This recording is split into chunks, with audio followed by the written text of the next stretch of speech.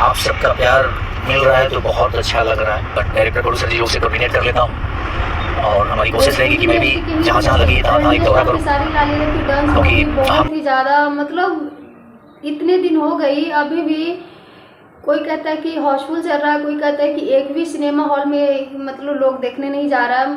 Dance movie के शायद खेसारी लाल यादव भैया ने प्रमोशन नहीं किए, इसीलिए उनका बहुत ही ज़्यादा बुरी हालत हो गई है, जो कि डांस मूवी बहुत ही ज़्यादा ब्लॉकबस्टर बना था।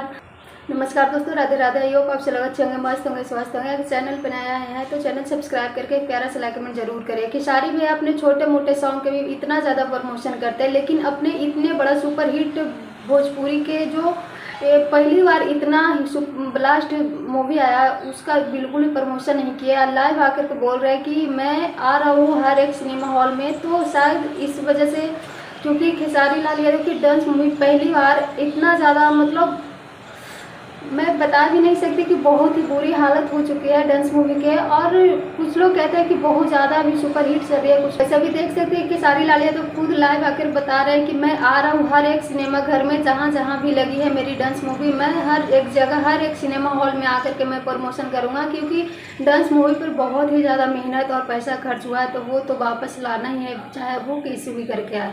वैसे अपना राज्य लूट जाएगा। Thank you, love you.